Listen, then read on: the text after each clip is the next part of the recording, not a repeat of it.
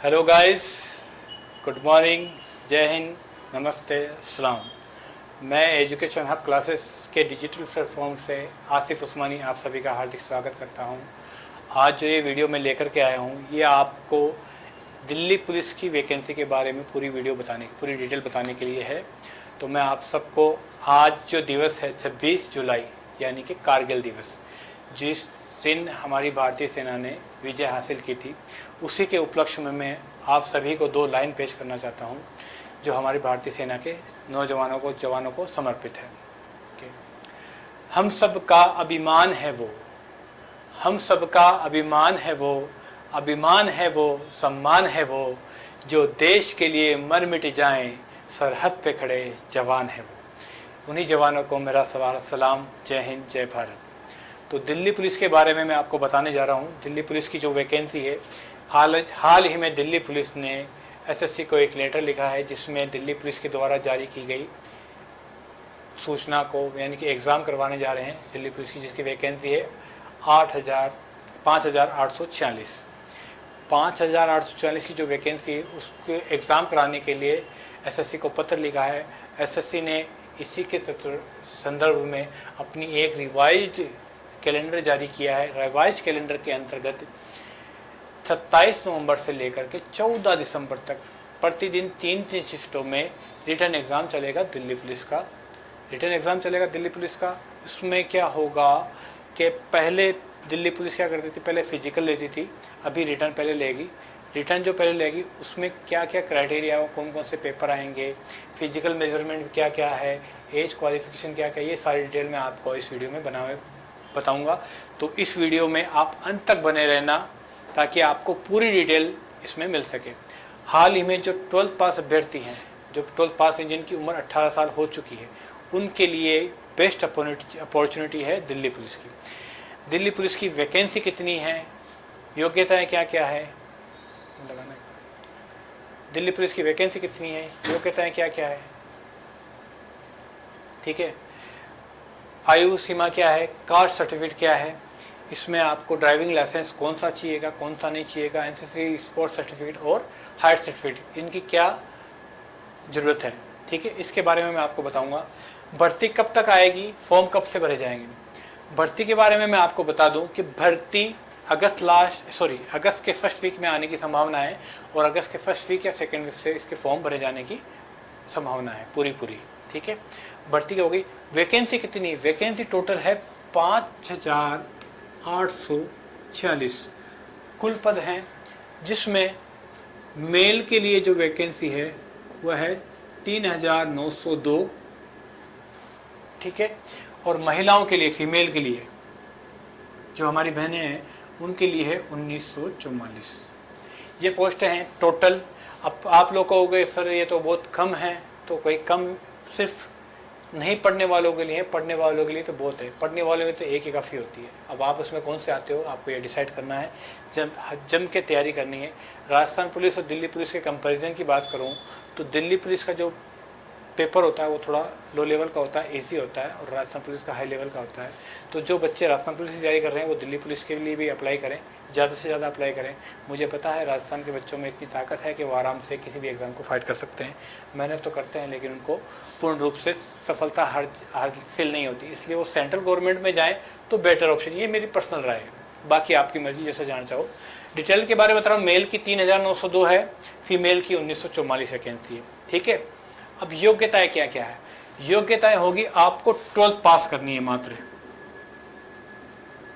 12th पास होना है।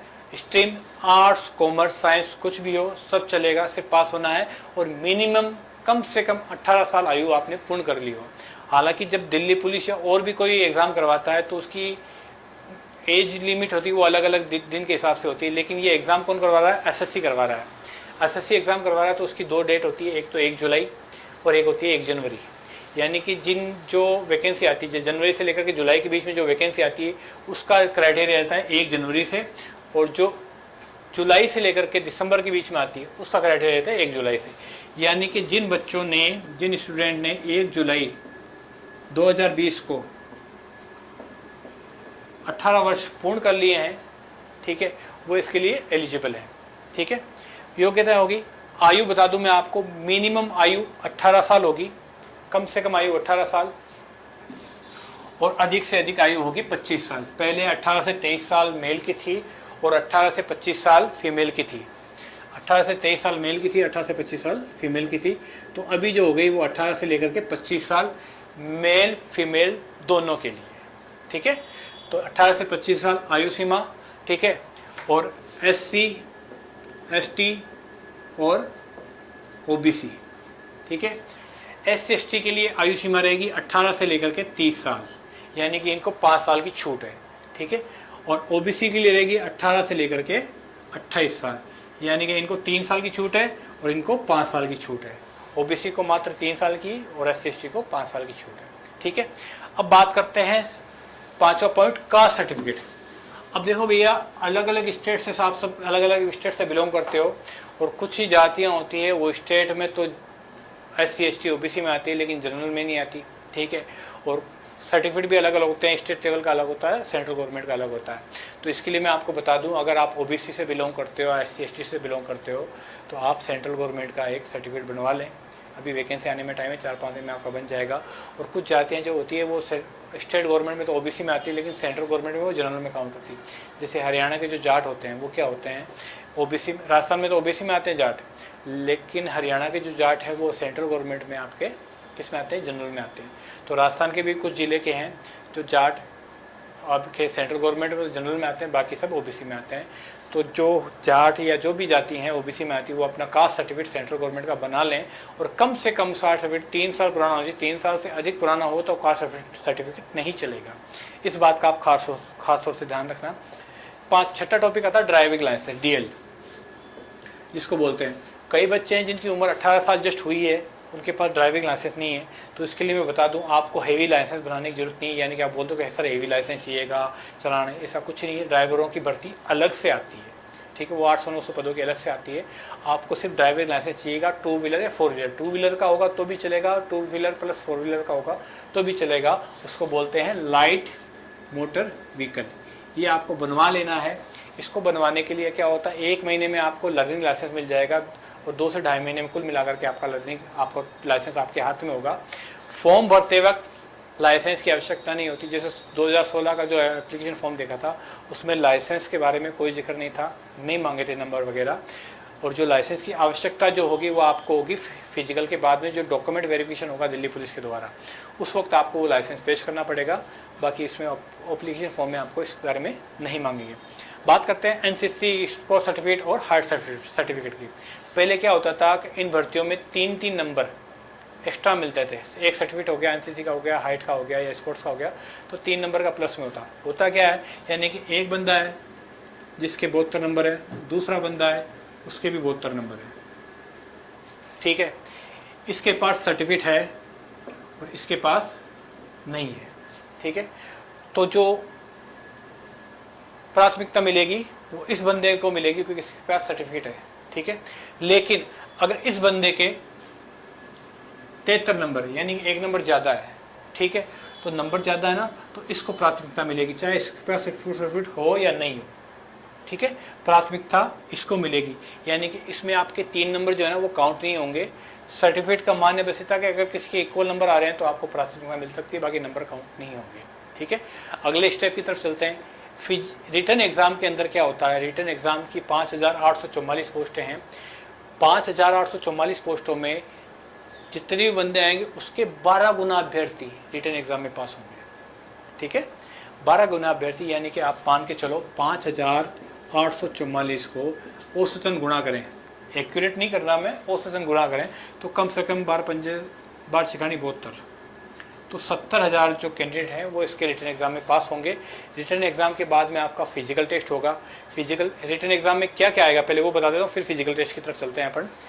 Written exam में आपके क्वेश्चन आएंगे, 10 क्वेश्चन आएंगे आपके कंप्यूटर के, 15 क्वेश्चन आएंगे आपके मैथ के, 25 क्वेश्चन आएंगे आपके रीजनिंग के, और जो GS का पार्ट है वो बहुत इंपॉर्टेंट। GS में क्या होता है, GK भी आती है, जनरल साइंस भी आती है, और मेन जो रोल अदा करता है वो करता है करंट GK। यानी कि 2016 की जो भर्ती थी, 2017 में जो एग्ज़ाम हुए थे उसमें क्या था, 27 से 28 क्वेश्चन, ठीक है, वो करंट GK के आए थे, तो आपको करंट जीके अच्छे से तैयारी करनी है। अगले वीडियो में हम क्या करेंगे कि दिल्ली पुलिस की लास्ट ईयर की वैकेंसी कितनी कितनी रही, कितनी कितनी बढ़ती गई साल दर साल, और सिलेबस में मैथ में कौन कौन से टॉपिक हैं, रीजनिंग में कौन कौन से टॉपिक हैं, साइंस में, जीके में, करंट के और कंप्यूटर में कौन कौन से टॉपिक, उनको टॉपिक के बारे में डिस्कस करेंगे। अगर आपको ये वीडियो अच्छा लगे या जानकारी से आप संतुष्ट हों तो इस वीडियो को आप ज़्यादा से ज़्यादा शेयर करना, लाइक करना, बेल आइकन को दबा देना, ताकि मैं और जो वैकेंसी आती है उनके डिटेल के बारे में आपको समय समय पर बताता हूँ। ठीक है, बेल आइकन को बता दें, नोटिफिकेशन आपके आ जाएगा। और आपको किस वैकेंसी के बारे में जानकारी चाहिए, कौन सी वैकेंसी आई है, उसका सिलेबस क्या होगा, योग्यता क्या क्या होगी, ठीक है, एग्ज़ाम कब तक होंगे, ये सारी डिटेल में आपको जो भी एग्ज़ाम का हो कमेंट बॉक्स में लिख देना कि सर इस वैकेंसी के बारे में बताइए, तो मैं आपको उसके बारे में डिटेल अगले वीडियो में आपको बता दूँगा। ठीक है, अब बात करते हैं अपन रिटन एग्ज़ाम के पास के बाद में होता है फिजिकल, और उसके बाद में होता है आपका डॉक्यूमेंट वेरिफिकेशन। फिजिकल 2 तरीके के होते हैं। ठीक है, फिजिकल 2 तरीके के होते हैं, एक तो होता है पीएमटी और एक होता है पीईटी। ठीक है, पीईटी जो होगा, पीईटी के बारे में आपको बता दूं, मेल और फीमेल के लिए अलग होता है, मेल और ये फीमेल। ठीक है, मेल फीमेल पीईटी के बारे में। भरत सर, पीईटी के बारे में फिजिकल टेस्ट, पीईटी के बारे में बता दूं, फिजिकल एलिजिबिलिटी टेस्ट। ठीक है, इसमें क्या होगा कि रनिंग होती है 1600 मीटर की। मेल के लिए क्या होगा, 6 मिनट का टाइम मिलेगा। इसमें आपको सिर्फ पास करना है, आपको टॉप पे या लो पे आने की कोई आवश्यकता नहीं है, आराम से सिर्फ क्वालिफाई है, इसमें आपके नंबर नहीं जुड़ने वाले, तो इसको सिर्फ क्वालिफाई करना है। आर्मी के बाद में जो फिजिकल टफ होता है वो ये दिल्ली पुलिस का ही होता है, तो आपको बेस्ट तैयारी करनी है। ठीक है, 1600 मीटर की दौड़ 6 मिनट में पास करनी है। 14 फीट का आपको गड्ढा है, हाँ कौन सा, लॉन्ग जंप, वो पार करना है। और हाई जंप जो है वो 3 फीट 9 इंच का, ये होता है लड़कों के लिए, मेल के लिए। ठीक है, लॉन्ग जंप ये क्वालिफाई है, और महिलाओं के लिए अलग है। रनिंग 1600 मीटर है लेकिन 8 मिनट में पास करनी है। ठीक है, 10 फीट का लॉन्ग जंप होगा और 3 फीट का हाई जंप होगा। ये आपकी पीईटी की तय हो गई। ठीक है, ये क्वालिफाई करने के बाद में आपका होता है पीएमटी। पीएमटी के बारे में आपको बता दूं, physical measurement test. Physical measurement में टेस्ट में होगा कि हाइट जो मेल की चाहिए, वो मेल की हाइट चाहिए 100, पीएमटी लिख देता हूँ इसमें, 170 सेंटीमीटर। ठीक है, इसमें एसटी ओबीसी को कोई छूट नहीं है, सॉरी एससी और ओबीसी को कोई छूट नहीं है। ओनली एसटी कैंडिडेट जो होंगे और जिनके पिता पहले से दिल्ली पुलिस में है या एक्स सर्विसमैन में है, उनको 5 सेंटीमीटर की छूट मिलेगी, यानी कि जो छूट है वो हो जाएगी 165 सेंटीमीटर। किसके लिए, ओनली एसटी या एक्स सर्विसमैन या दिल्ली पुलिस में जिनके पिता या भैया काम करते हैं, उनको 5 सेंटीमीटर की छूट मिल सकती है, बाकी किसी को नहीं मिलेगी। और ये छूट महिलाओं के लिए 2 सेंटीमीटर की है, यानी कि महिलाओं के लिए 157 सेंटीमीटर कम से कम होना जरूरी है, और छूट मिले तो 155 सेंटीमीटर, यानी कि सिर्फ 2 सेंटीमीटर की आपको छूट मिलेगी। और छूट सिर्फ उनको मिलेगी जो एसटी से बिलोंग करती हैं और जिनके पिता या एक्स सर्विस उसमें दिल्ली पुलिस में काम करते हैं या एक्स सर्विसमैन का, ये कोटा अलग से होता है। ठीक है, ये चीज़ें हो गई। इसके बाद में अपन बात करते हैं पीएमटी का दूसरा पोर्शन होता है, ठीक है, मेडिकल प्लस एडिशनल लिस्ट, यानी कि फिजिकल और डॉक्यूमेंट वेरिफिकेशन के पास में और बाद में क्या होता है, बहुत कम बच्चे बचते हैं। 5846 है कैंडिडेट, मान लो 5000 ही पास हुए, मेडिकल तक 5000 ही पहुँचे, मेडिकल पास 5000 ही हुए, तो ये क्या करते हैं 10% जो बच्चे हैं उनको सेव रखते हैं, ताकि क्या होता है अगर वो कोई डॉक्यूमेंट मेडिकल में नहीं पहुँच पाए, कोई एब्सेंट रहे या किसी कारण से दूसरी नौकरी ज्वाइन कर ले, तो जो वैकेंट सीटें होती है उनको वो 10% एडिशनल लिस्ट में से इसमें भर्ती में नियुक्ति दे देते हैं। ठीक है, ये इसका हो गया मेडिकल लिस्ट का। चलिए आगे बढ़ते हैं। दिल्ली पुलिस के बारे में जो लास्ट एलिजिबिलिटी क्राइटेरिया उसके बारे में बता दूं आपको कि इसमें फिजिकल मेजरमेंट टेस्ट में जो होता है आई साइड का होता है, आई साइड से पहले एक और होता है, इसमें आपके छाती का फुलाव, छाती का फुलाव लड़कों के लिए 81 सेंटीमीटर का होना जरूरी है। ठीक है, उसमें जो 4 सेंटीमीटर का फुलाव होना जरूरी है, 81 से लेकर 85 तक। लड़कियों के लिए इसके लिए कोई बाध्यता नहीं है, उसमें सिर्फ 157 सेंटीमीटर हाइट मांगी गई और कुछ नहीं मांगा गया। लड़कों के लिए छाती का फुलाव 100 सॉरी 81 सेंटीमीटर का होना जरूरी है, ठीक है, 81 इंच का, सेंटीमीटर सॉरी बोलने में आ गया, 81 इंच और 4 इंच का फुला होना जरूरी है। उसके बाद में आते हैं अपन आई साइट।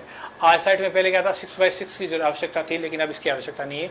अब आई साइट 6x9 चल सकती है अगर आपका लेज़र का ऑपरेशन करवाया है, वो भी इसमें अलाउड है। LASIK is allowed, LASIK is allowed. मतलब क्या हो गया, जो लेसिक का जो लेज़र का ऑपरेशन करवाते हैं ना, वो इसके लिए एलिजिबल है, ठीक है।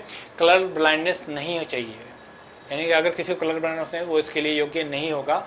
आप पेपर पास करो, फिजिकल पास करो, डॉक्यूमेंट वेरिफिकेशन, मेडिकल में जब तक आओगे तो आपका डॉक्यूमेंट वेरिफिकेशन और मेडिकल के बीच में टाइम रहेगा काफ़ी, तो उस वक्त क्या है कि आपको कम से कम 2-2.5 महीने का वक्त मिलेगा, उसमें आप लेज़र का ऑपरेशन करवा लेना। अगर आप ये 2 फेज क्वालिफाई कर जाते हो तब करवाना है, वरना फालतू पैसे लगाने की कोई आवश्यकता नहीं। 35-40 हज़ार में ऑपरेशन हो जाता है, चल जाता है इसमें, ठीक है।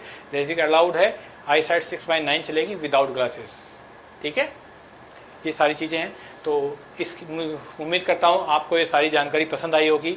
अगर पसंद आई है तो हमारे इस चैनल को सब्सक्राइब करना और इस वीडियो को जितना हो सके उतना शेयर करना, क्योंकि कोई बच्चे हैं 12 पास आउट करके आए हैं और 18 साल उम्र पार कर चुके हैं। कुछ नेवी एयरफोर्स की जो तैयारी कर रहे थे वो बच्चे ओवर एज हो चुके हैं, उनके लिए भी ये वीडियो बहुत उपयोगी है। तो ज़्यादा से ज़्यादा शेयर करना, लाइक करना, हमारे चैनल को सब्सक्राइब करना। जय हिंद, जय भारत, धन्यवाद।